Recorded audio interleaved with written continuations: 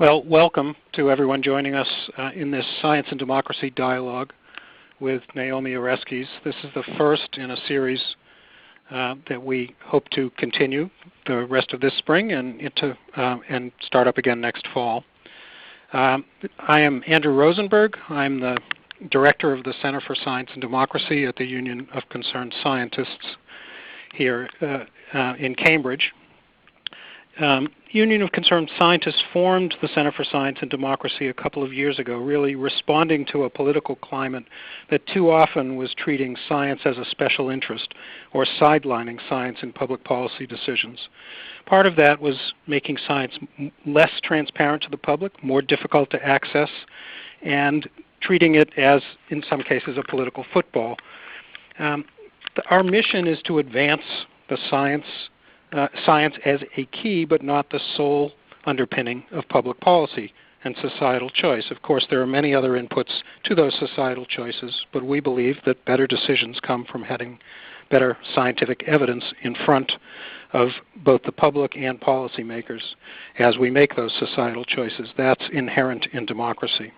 People do need information in a sense that that information is unbiased and conflict of interest free and is transparently available. In other words, they know where it comes from. And they need some ability to judge whether that information is authoritative, and the people that are speaking, the scientists that are speaking about that information, or whoever it might be that's presenting it to them, it actually has some standing to provide such evidence. We also believe that it's critically important to engage scientists as citizens locally, as well as all the way up to nationally and internationally, that scientists have a critical role to play in society as they always have from the founding of the country.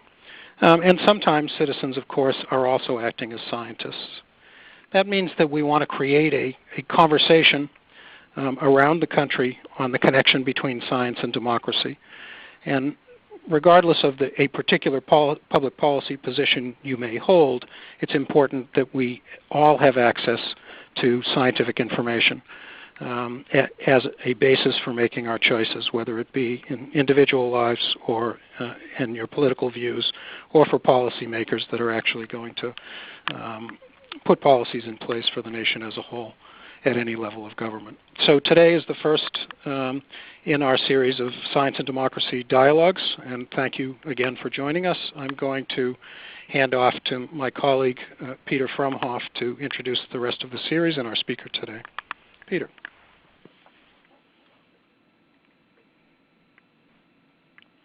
Peter, are you there? Thank you, Andy. I'm Peter Frumhoff. I'm the Director of Science and Policy at UCS. I'm also this winter and spring at Stanford University as a visiting professor. Really delighted to have all of you join us. As Andy said, we are embarking on a series of dialogues, and we do intend these to be dialogues around evidence-based decision-making in the American democracy. And we have a set of goals for these. We want to focus on bringing people into a conversation, including young scientists, many of them on this science network, but others as well across disciplines and backgrounds, to really engage in a series of conversations about, as you see on these bullets, about how we can advocate as scientists for a more science-informed policy without necessarily driving particular policy agendas, to understand the role of scientific uncertainty and how it's perceived differently among different actors in our democracy, to think through as scientists how we can reconcile our relationships as purveyors of evidence and also our responsibility to engage as citizens in informing and motivating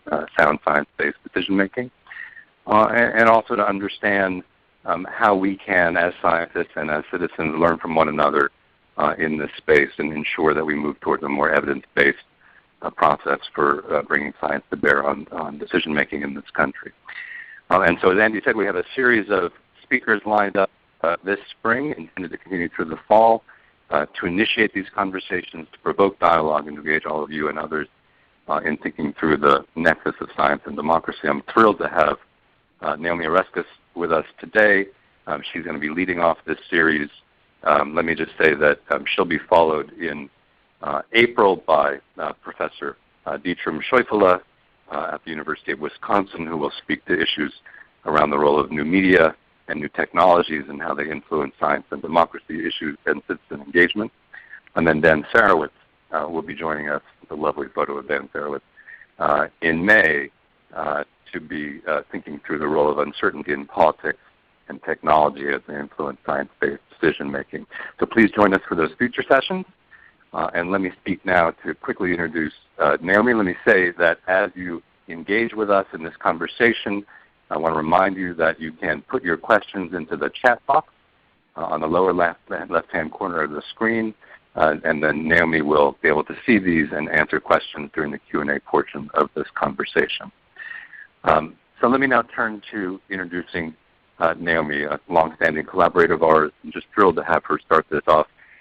Naomi is a professor of the history of science, also affiliated in the Department of Earth and Planetary Sciences at Harvard, formerly at the University of California, San Diego. Naomi has been really doing deep work on a range of issues around science-based decision-making for many years, around the issues of the nature of scientific consensus and dissent, including a really seminal paper published in Science a decade ago, laying out the extent and depth of scientific consensus on climate change, on the basic facts of anthropogenic climate change, documenting the range of misinformation and the ideological and political underpinnings of climate science denial and denial of other measures of science, including around tobacco, ozone, in Merchants of Doubt, a book published in 2010, forthcoming as a documentary movie this next fall.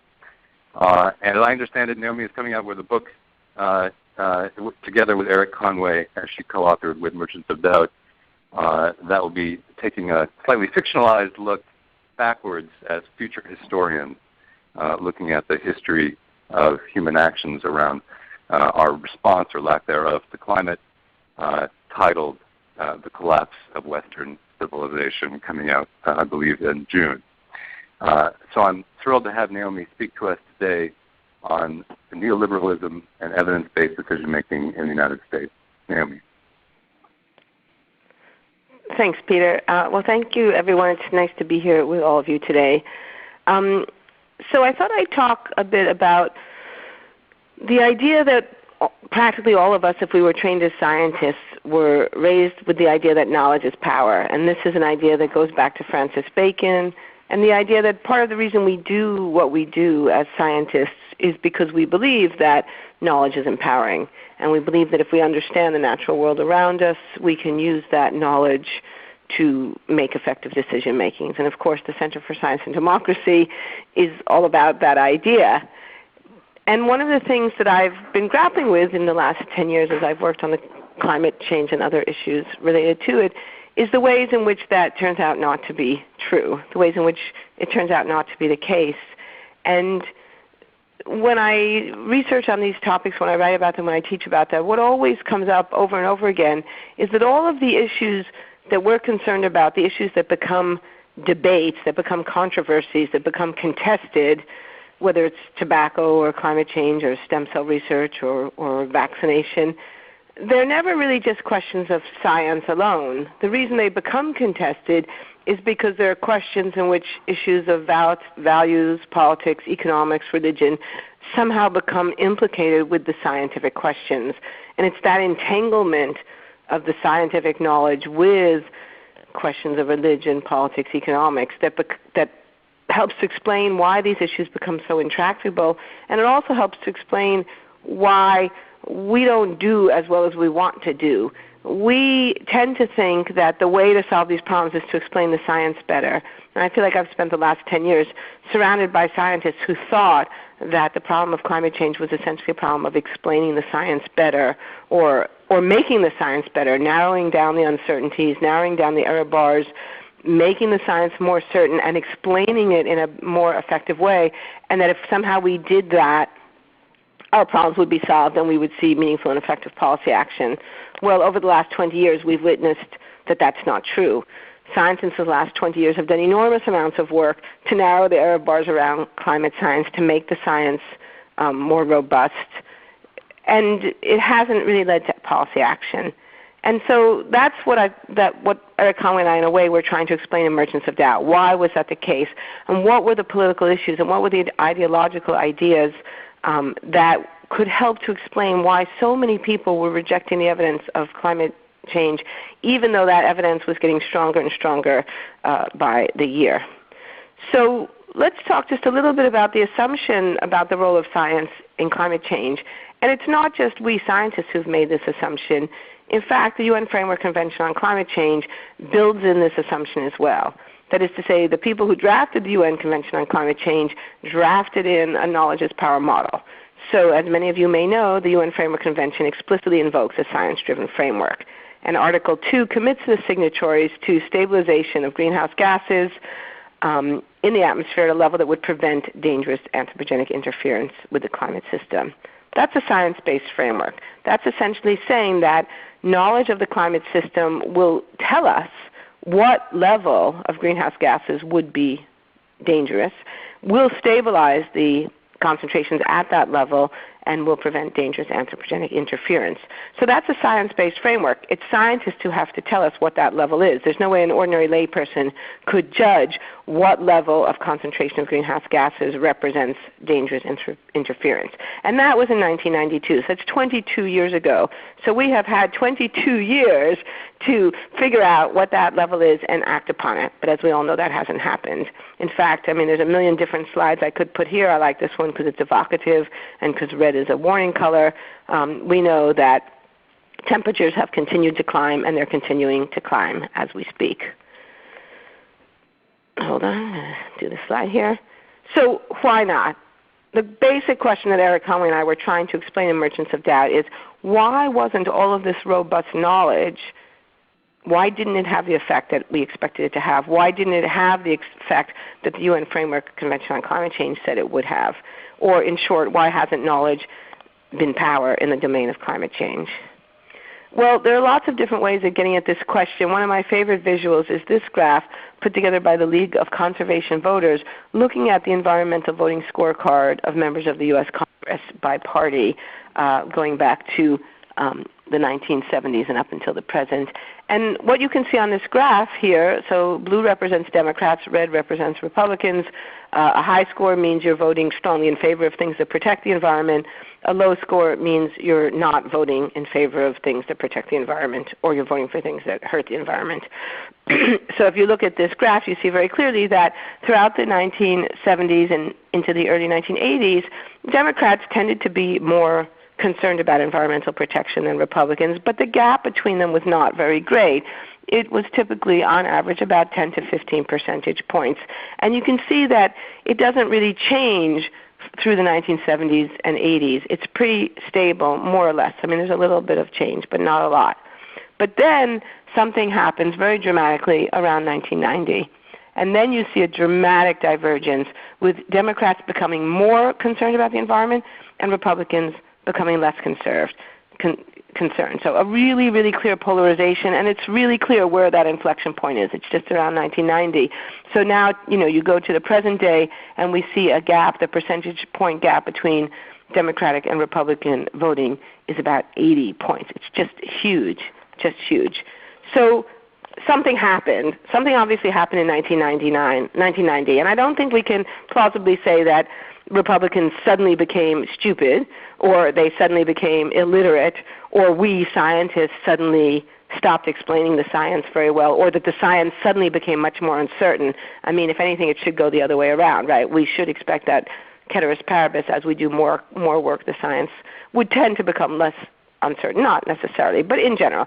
So the fact that there's this very dramatic change and this much more greatly polarized voting after 1989, 1990 tells us that something is happening politically that is probably not due to education levels or the character of the science.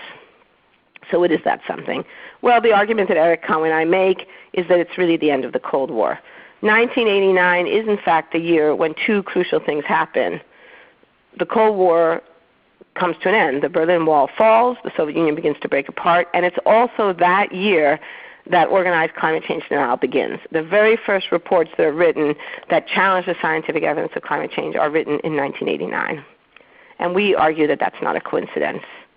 Okay, so the story we tell in Merchants of Doubt then is a story about the rejection of scientific evidence related to a set of different environmental issues. It begins with tobacco, so the story doesn't begin in the Cold War, but it escalates and kind of reaches a sort of apotheosis with climate change. And our argument is that this rejection of the scientific data is not because the data are inadequate, but because of the implications, the political implications of climate change and the way in which they clash with the worldview of the people who trigger and promote climate change denial. Okay, so what is that worldview? I could spend a lot of time on this, and we're going to try to keep the presentation part of this relatively short so that we can have plenty of time for questions. But essentially it's an argument about the relationship between capitalism and freedom. Sorry, I'm just taking a break to move away from my dog bowl so you don't have to hear my dog chomping on her kibble. So give me one moment here. This is the peril of working from home. Okay, so what we find when we study the writings of people who are involved in climate change denial, when we study who their sponsors are, when we read their writings, what we find is that there's an ideological commitment underlying their attacks on climate science and scientists. And again, when you read these people's private letters, their notebooks, their articles, almost none of this is actually about the science. What we see is a commitment to laissez-faire capitalism. And what we see is a fear that regulation of fossil fuels, regulation of the marketplace, regulation to control climate change will undermine capitalism. So that's the first part. It's a fear about what government intrusion in the marketplace will do to the marketplace. But then there's a second level, and I think it's the second level that actually in some ways is more important, and it explains the virulence and the anxiety and the frustration, the hostility that you see in many people who deny climate change. And that's the belief that free market capitalism is intrinsically tied to freedom more generally.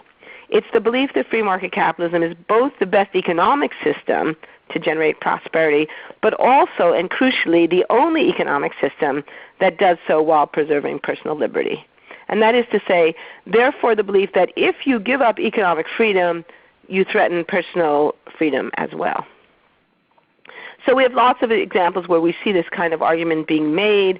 One of the clearest ones, one of the first ones we found that was sort of a eureka moment for us was some work that Fred Singer did in 1994 attacking the Environmental Protection Agency when it moved to control secondhand smoke. And Singer, who many of you have probably come across, wrote, if we do not carefully delineate the government's role in regulating dangers, there's essentially no limit to how much government can ultimately control our lives. So you see it's a slippery slope argument. Today tobacco, tomorrow the Bill of Rights. We let the government tell us whether or not we can smoke or where we can smoke or when we can smoke. Well then, what's the limit to what the government can tell us what to do? And again, just to give you another example, Fred Seitz, who is a name that's familiar to many people in the climate change community. In 1996, Fred Seitz led a big and very malicious attack on Lawrence Livermore scientist Santer, and he wrote in the Wall Street Journal, IPCC reports are often called the consensus view, but if they lead to carbon taxes and restraints on economic growth, they will have a major and almost certainly destructive impact on the economies of the world.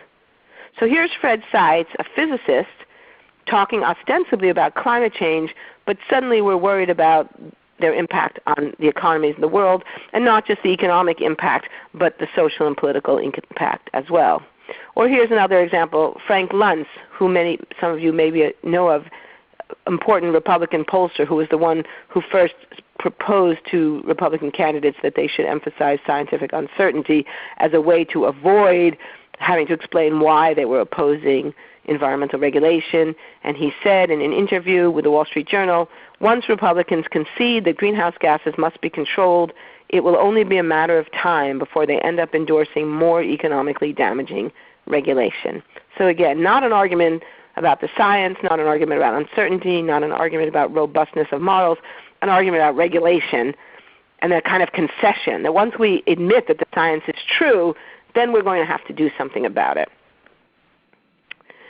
And then my favorite one from the recent presidential election, when Mitt Romney said in public that he believed that humans were contributing to climate change, Newt Gingrich immediately attacked him, saying that the move to address climate change is, quote, the newest excuse to take control of our lives. So here you see the kind of conspiratorial aspect of it, the idea that liberals are part of a global conspiracy to control our lives, to bring in socialism through the back. Okay, so why would Gingrich claim that climate change is just an excuse to control people's lives?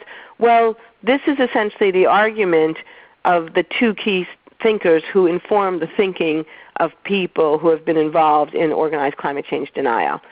So what you find is that many people who have been affiliated with the Cato Institute or the Competitive Enterprise Institute, the Heartland Institute, these organizations that sponsor climate change denial, take as their inspiration the work of two key thinkers.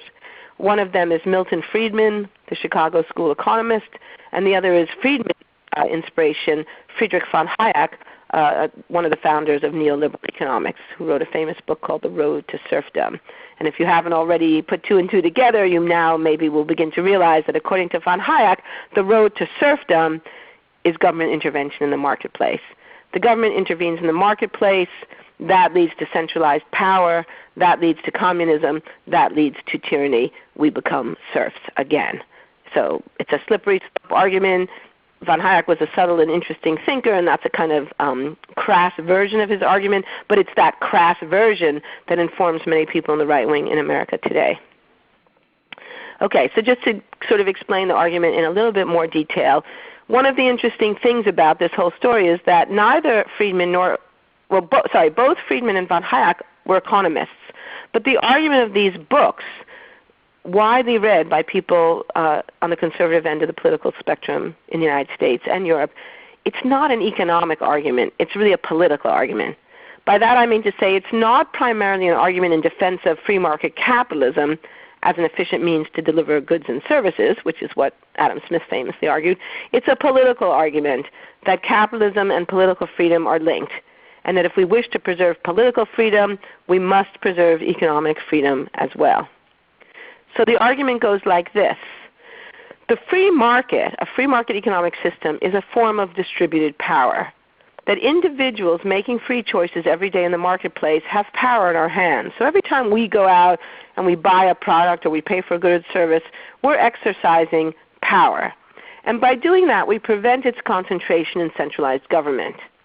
The flip side of that is if you have a centralized government with a centrally planned economy, in order for that government to plan the economy and implement that plan, it has to control people. It has to make decisions about who can live where and who can work where and what jobs are available and what industries will be developed. So it represents not just a concentration of economic power, but a concentration of political power as well. And therefore, and this is the key intellectual move that von Hayek makes, the free market becomes a bulwark against totalitarianism. And if you're worried about the rise of communism, which von Hayek was in 1944, then you have to be worried about government intervention in the marketplace. And so this is the claim then about capitalism and freedom going hand in hand. In fact, von Hayek claims they're essentially two sides of the same coin, that you cannot have one without another. Capitalism will automatically protect your freedom, and if you protect freedom, it will help preserve the capitalist system. Okay, so this is essentially the argument in one of von Hayek's most famous quotations, 1944, he says, the unforeseen but inevitable consequence of socialist planning is to create a state of affairs in which, if the policy is to be pursued, totalitarian forces will get the upper hand. That is to say, the minute you allow some kind of centralized planning to happen, you are on the road to serfdom. Now, what Milton Friedman does is to take this argument back a step and say, well, before you even get to the point of socialist planning, you have regulation. And so it begins to become an argument against regulation as well, because regulation leads to planning, planning leads to concentration of power leads to tyranny. Now, von Hayek wrote his famous book in 1944. He was really worried about what was going to happen to Europe at the end of World War II. Especially given the failure of democracies in France and Germany to stand up to the Nazis. But after World War II, as the Soviet Union became powerful and took over a big chunk of Eastern Europe, American anti-communists took up this argument and sort of kind of developed an Americanized version under Milton Friedman. And it's this Americanized version that Milton Friedman promoted that we see people like Fred Singer, Fred Stites, and other Cold Warriors building on. And so in their letters and in their writings, people like Fred Stites say that the battle to protect political freedom is not just played out in the realm of nuclear weapons and strategic defense, which were the things that they worked on as physicists, but also in the realm of government intervention in the marketplace and regulation. And this, we argue in the book, is why they question the science related to climate change and tobacco and ozone depletion, because all of these issues suggested the need for government intervention in the marketplace. So in the case of nuclear winter is a little bit different, but let's just say looking at tobacco, the idea was the government needed to intervene to protect us from a harmful product. Acid rain, government needed to intervene to control pollution from coal-fired power plants. Ozone depletion, the government needed to become part of an international treaty to control CFCs. And of course climate change, the biggest environmental issue of them all, in which people begin to discuss international treaties, carbon taxes, emissions trading systems, all kinds of interventions in the marketplace. But I think for me one of the most telling letters of all that we found was this one from Lieutenant General Daniel Graham, who was the originator of the original concept of the high frontier, which was the foundations for what later became Star Wars, the space-based weapons program.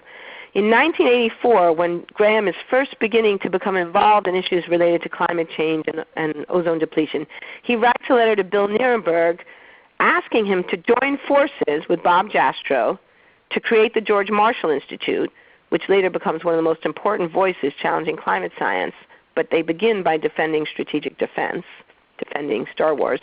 And in asking them to do this, he said this is their chance to recapitulate the work of the Founding Fathers and secure the blessings of liberty to ourselves and our posterity. That is to say, they think that what they're doing is not undermining science. They think what they're doing is fighting for liberty.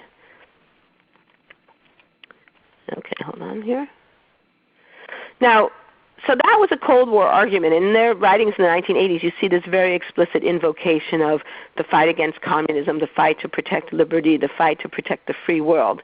When the Cold War ends, though, it sort of shifts a bit because that argument no longer has the same resonance. But what you begin to see is a shift to defense of free market capitalism and an opposition to regulation, because they see excessive regulation as being this slippery slope to communism. Now, one of the things I like to do in my work is to point out the ironies in the story, of which there are very many. But one of the most important ones, I think, is that von Hayek himself was actually extremely pro-science. And I think it's very important for us to sort of not slip into this kind of argument ourselves, to think that somehow science is in opposition to liberty. Von Hayek argued very explicitly that he thought that science and industry, by fostering commerce, were extremely closely linked to the rise of capitalism and the growth of personal freedom. And this is something I found that when you point this out to people, right-wing people who think that climate change is a conspiracy to bring in socialism back by the back door, this is something that does help them, rethink it a little bit. A lot of people, they really think that science has become a kind of liberal democratic activity, which is really a very strange thing for people to think, because historically that's not really true at all. And I think it's actually very unhelpful. I mean, some of you heard Neil deGrasse Tyson say the other day that science had never gone to war, or they'd never been involved in war. I mean, that's not only false, but it's also unhelpful. So von Hayek explicitly rejected the term laissez-faire as misleading because he thought there were many areas of legitimate government intervention. Hold on, somebody's trying to tell me I should wrap up by going straight to my last slide. Okay, let's see if I can get back to where I was. Okay, so if you read von Hayek, he's very clear that he thinks there is a place for government intervention in the marketplace to protect safety and security, and some of the interventions he talks about, paying for signposts on roads. After all, a red light, a stop sign, is a kind of regulation. Preventing the harmful effects of deforestation, of some methods of forest farming, and of the noise and smoke of factories. So he explicitly invokes pollution and deforestation as areas that the government should step in to prevent. He talks about prohibiting the use of poisonous substances, limiting working hours, enforcing sanitary conditions in workplaces, controlling weights and measures, and preventing violent strikes. And he writes, although all such controls impose extra costs, they may be worthwhile. The only question here is whether in the particular instance the advantages gained are greater than the social costs they impose. And I would argue that this then is what brings us back to science. First of all, this historical and intellectual context helps us to understand why science became the subject of political dispute and why that happened when it did, why it happened at the end of the Cold War. Because after all, it's science that is telling us what the costs of inaction are, and it's science that in effect is pointing to the need for government intervention, for the need for some kind of controls on, as von Hayek put it, the allowed methods of production. It's science that indicated the need for government interventions to protect people and the environment from external costs or market failures, such as the harms of tobacco smoking, the risks of nuclear winter, acid rain, ozone depletion, and of course climate change. And I think when we understand this in a deep way, it suggests to us two really important conclusions. The first is that we should explain our science. We've all seen in recent years the way the Obama administration tried to back off the science. We've heard colleagues say, oh, well, the science is very polarizing. Maybe we shouldn't spend so much time talking about the science. I think that's a huge mistake because we have to explain our science because it's the science that explains why climate change is such a big problem, and it's the science that explains why we need to control deforestation and greenhouse gas emissions. Without the science, there's no argument for why greenhouse gas emissions are a problem. Without the science, we could just burn coal, right? If we just talk about national security, we could be looking at developing domestic oil and gas. But if we understand the science, then we understand why those alternatives are not going to get us where we need to get. But at the same time, I also think, and this is more of a strategic and political conclusion, is that it's probably a bad idea to focus on the fact that we need to change Americans or change the American way of life. Because the minute you say that, you tap into the anxiety of people, like Bill Nierenberg or Fred Seitz, the anxiety that this in fact is a conspiracy, or the anxiety of Newt Gingrich that this is just an excuse to control people's lives. So I think it's extremely important to make the argument, we have a problem, and science makes it clear what that problem is. Science makes clear what the cause is. And if we want to solve the problem, if we want to stop harmful effects, we have to address that cause. But how we do it is the question that needs to be on the table. So I would argue that, I've looked a lot at advertisements and things around the world. I think the nice one, doing business should not cost the earth. That makes the point rather effectively. But I really got upset when I saw this one, how many light bulbs does it take to change an American? I think that's just a really bad idea, right? Our goal is not to change Americans. Our goal is to change the way we generate energy so we don't destroy the natural world on which we all depend. So the thing I've been emphasizing finally in my recent talks is to say that while climate change deniers think that they're protecting the American way of life, the reality is actually the other way around. It's unmitigated climate change that threatens our way of life, and the denial of the realities that our science and, of course, nature have made clear. Thank you very much. Okay, so I think I'm supposed to go straight to questions now. Okay, it says type your questions in the chat box, and some people already have. So Libby O'Hare says, Dr. Reskis, Merchants is a fantastic book. Thank you very much. My question, scientists need to communicate better, but what role or responsibility does the media have in obscuring the strengths of climate science, and how can we as scientists make sure journalists are doing their jobs effectively? Well, that's a great question. I get that question all the time from journalists. And honestly, when journalists ask me that question, I hit them. I want to say, you're the journalist, you figure it out, right? So it's kind of like weird in a way that journalists aren't sorting this out for themselves. But I think there's a couple of things we can do. So clearly we have to communicate the science clearly. And that includes what I just said about explaining why the science matters, that it's the science that tells us not just that climate change is happening, but what is causing it, what is driving it. Because when we understand the cause, then we know what we need to do. So I think we haven't been as good as we could be about focusing on this idea of causation. Because I also have found when I speak in public, often people will say, well, yeah, it's kind of like the latest denialist trope, but I think a lot of ordinary people think it too. I accept that there's climate change, but I think we still don't really know what's causing it. People say that to me all the time, and in a way I think that's understandable because it's kind of a comfortable place for people to be, because they're basically saying, I'm not a climate change denier, I'm not anti-science, but I'm not convinced about the cause, and therefore I don't want to have to pay more for electricity, or I don't want to do something that will be inconvenient. So I do think that we really need to get focused on this causation issue, because without that we don't really have an argument. The other thing I think we can do is, sorry, that question already disappeared. In terms of journalists, I would just say that every time journalists raise a question, we need to put it back to them, and we need to say, you guys have been presenting this in an extremely inaccurate way. And journalists ask me a lot about this balance question, because balance is a journalistic ideal.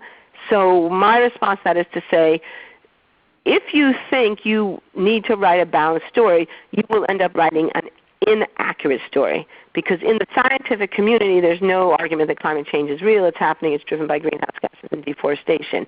So an accurate story reflects that. And when you give equal time or even a third of the time to climate change deniers, you are presenting an inaccurate story. And no journalist wants to be inaccurate. So I have found that when I say that, it does seem to make journalists kind of realize the way they've got sucked into this balanced framework in a way that's very unhelpful. Okay, Deb Wachik says, sorry if I mispronounced that, I know that a lot of Republicans like to reference Ayn Rand. Is there anything from her work that comes up in climate debate? Oh yeah, Ayn Rand is all the time. What I always say about Ayn Rand or Ayn Rand is people say it's fiction, right? Just like Michael Crichton, she wrote fiction. And what climate change is all about is about facts. It's about what's really happening in the world. So we can dream all we want about various kinds of fictional worlds, but the world we live in is a world in which there's climate change driven by greenhouse gases, and that's what we need to address. Okay, chairperson to all co-presenters, Jamie. I don't understand that, but okay. Since your book came out, the Doubt strategy is one that is well recognized in the public sphere. Why is it the private interests are still getting away with it? Great question. Well, I think there's a couple of things. Doubt mongering is incredibly effective because most people like to think that they're open-minded, because open-mindedness is a good thing. So doubt mongering presents itself as virtuous by saying, well, we're open-minded, we don't know, we haven't made up our minds yet, we're agnostic. And that's a very tricky thing to counter without making it seem as if you are dogmatic. And so I think that's one of the reasons why it appeals to people, and that's one of the reasons it's so effective. So one of the things I try to do is to point out that it's a strategy, and to say, well, yes, it is good to be open-minded about political questions. It's good to be open-minded about things that are not resolved scientifically, but when we have facts in front of us, then to use doubt as an excuse not to act, that's a different sort of thing. Okay, Andrew, what about concerns about the concentration of power in non-governmental hands? Is that just dismissed as not an issue, even though it may have even more impact on freedom? Yeah, well, that's a really great question. So this is a really old question in American history, right? And there's a kind of asymmetry in a lot of right-wing thinking. A lot of right-wing thinking is very, very concerned with concentration of power in government, much less concerned with concentration of power in the private sector. And I think that goes back to Thomas Jefferson, right? Jefferson and the Founding Fathers persuaded us that what we had to worry about was despotic government. And that was their response to King George and the monarchies of Europe, many of which were both despotic and incompetent. So I think this is one of the things we struggle with in American culture. Our country was founded based on a certain kind of presumption that the threat to liberty came from centralized government, from monarchs, from excessive power vested in political leaders. But that was 250 years ago. We live in a really different world now. We live in a world that's much more like the world of the 1890s, when power was concentrated in the railroad corporations and the growing private sector of the United States. Somehow we've forgotten that lesson. I mean, in the late 19th century, people were very, very worried about political power being concentrated in the hands of the robber barons. But then a set of reforms were put in place that weakened their power, and then with the New Deal, even more.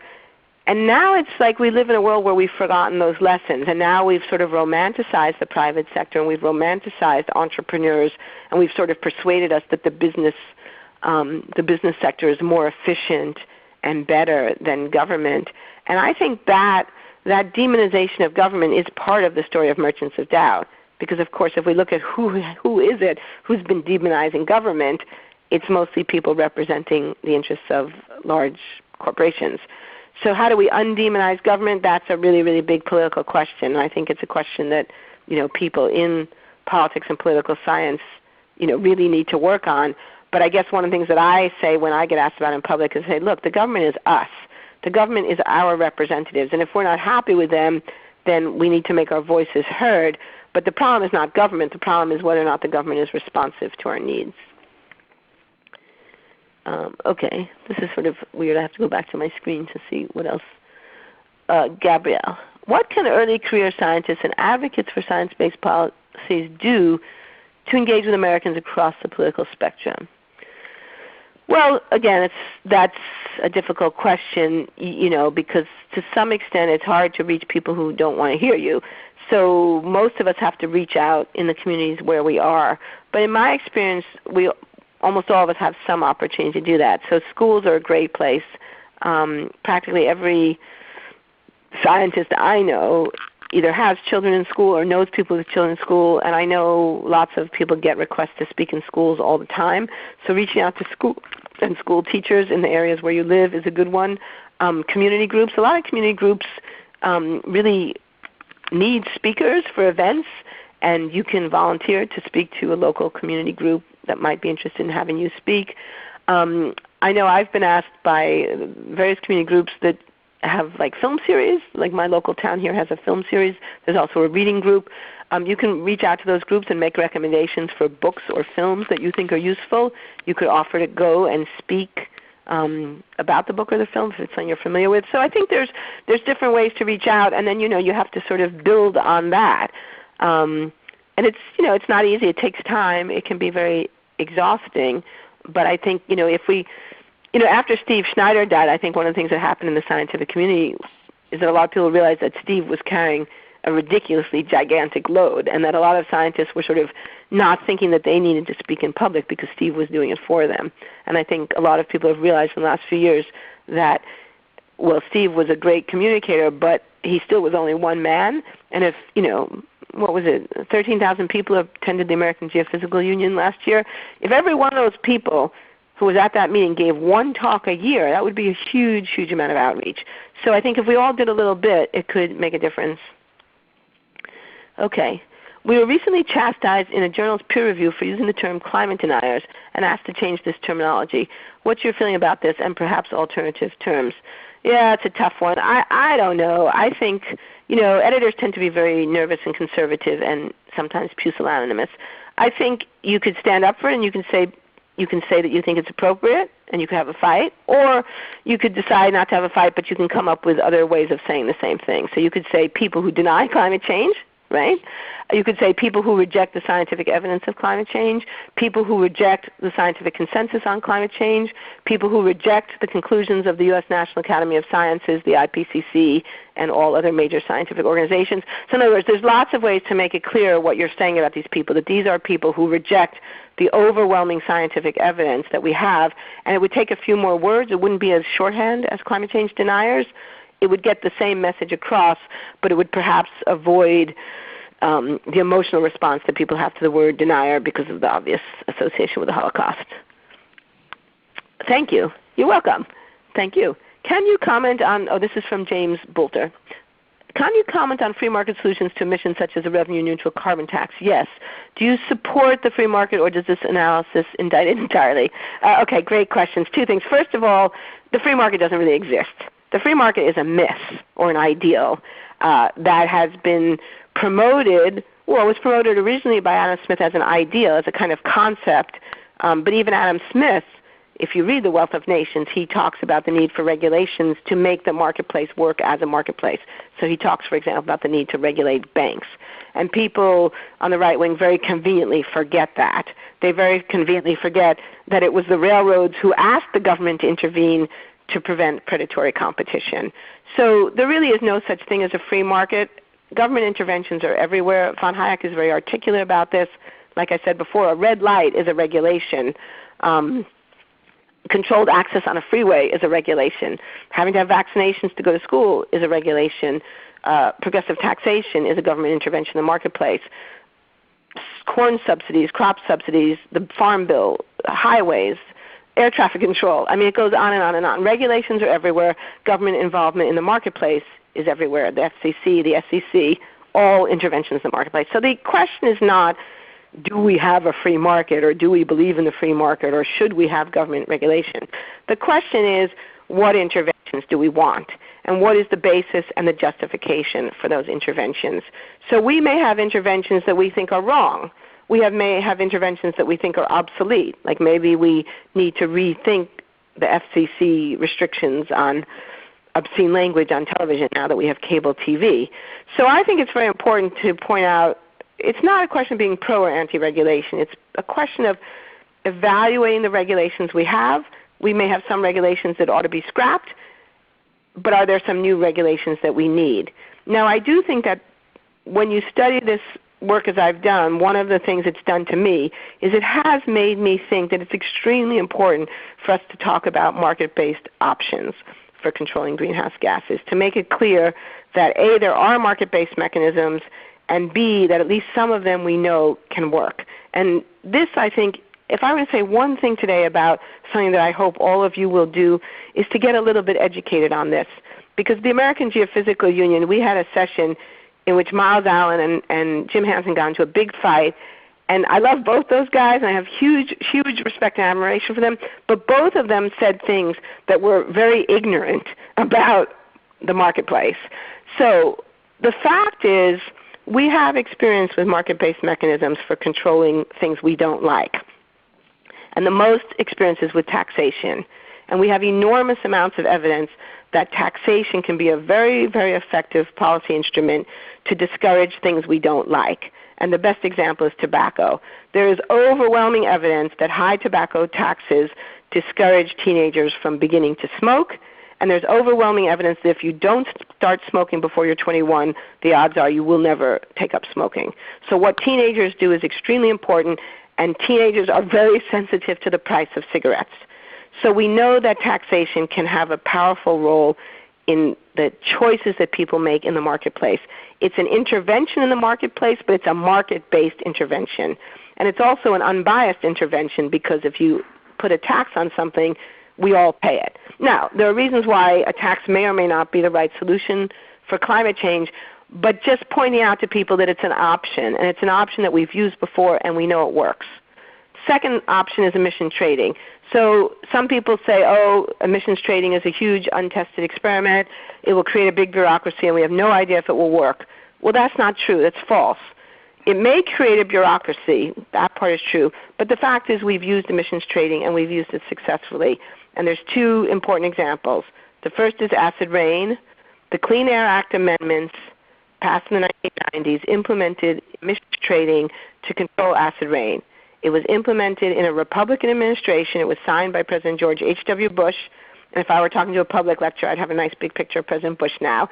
And you'd be amazed how few people know this. Sometimes I'll give a talk and I'll say, how many people here know about emissions trading for acid rain? And like no one raises their hand.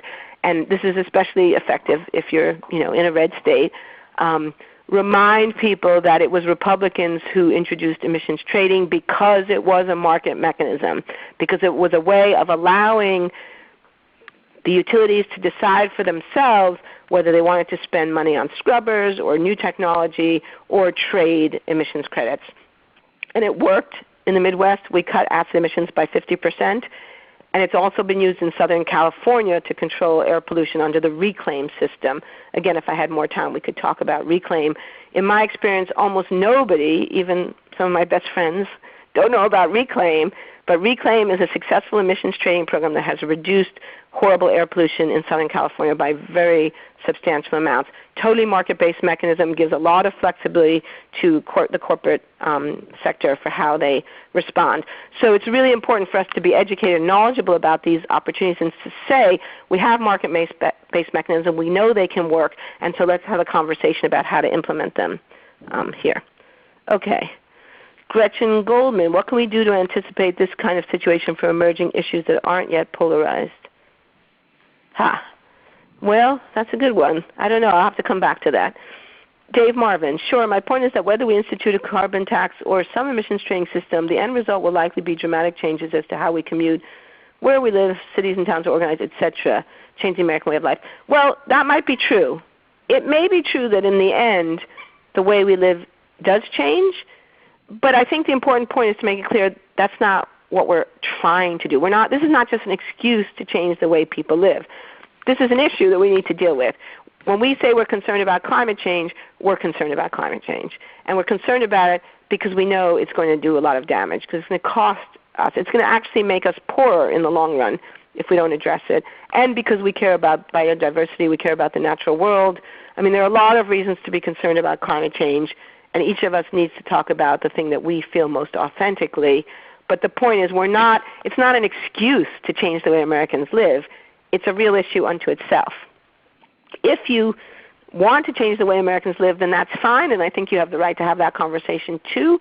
But I just think it's really important for us to be clear about our goals, because if the goal is to change the way Americans live, we could have that conversation, but we should be honest about it. But if it's not our goal, then we don't want to let people accuse us of goals that in fact are not correct. Okay, I'm getting a message. Time to wrap up. So I think this is my last question from Jennifer. Are you at all optimistic that science will be able to bridge the ideological divide in the U.S. in time to do enough to prevent the worst effects from climate change?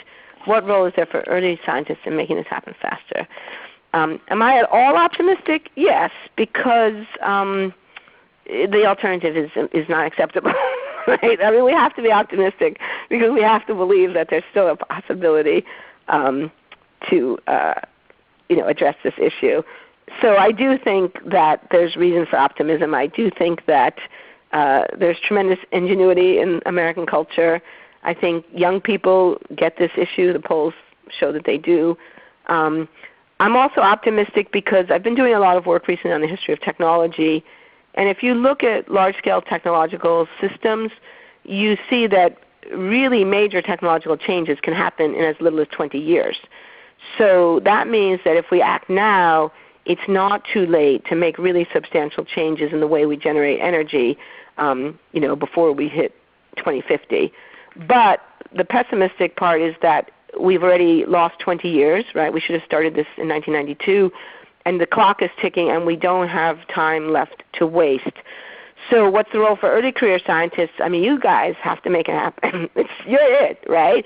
Because people like me are getting tired, and we are getting depressed and discouraged, and we can't do it alone. So it's extremely important for young people who are energetic and not burnt out to take up this issue, and to take it up in conjunction with other people so you don't get burnt out either, because that's the other thing. Nobody can take this on alone. This is a big issue. It can be depressing. It can be discouraging. So it's super important to make common cause, with each other, with other colleagues in your institutions, to work together and know that you're not alone and that you're part of something big and important. Thank you, Naomi. This is Andy Rosenberg again, and I just want to thank you. That was a great hour. I certainly enjoyed it, and I think from the questions and the people who stayed on for the full hour, other people really enjoyed it as well. I really liked your points about it's not the specific results, but their consequences people are fighting against. It's not whether cigarettes are harmful, it's whether, the consequence of that is therefore you shouldn't buy them and smoke them, that people are arguing against. And that's in that broader political context, particularly in the U.S., about freedom and personal freedom as well as freedom of the market. I do think it's also really important for all of us to remember that, as you said on one of your slides, we do need to explain the science and what it shows. and early career and all stages of career scientists need to remain engaged to explain the science better, continually improving the way that we bring our science into the public arena. And part of that, I think, does go along the path of undemonizing government, as you put it, and in some sense undemonizing scientists.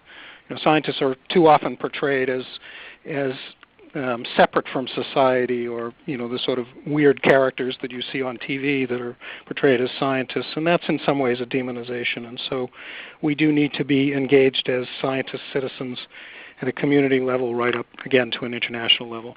So I thank you for a great seminar and for responding to all the questions, and to everyone who stayed on the line and submitted questions. I'd remind you, just in closing, that there are 2 further Science and Democracy dialogues, one on April 10th. That's a Thursday from 3 to 4 p.m. That will be with Dietram Schufele, and his topic is Science, Media, and Public Policy, the Brave New World of Media and Emerging Technologies. And then on May 2nd, Dan Sarowitz will speak to us at 3:30 to 4:30 on uncertainty, politics, and technology.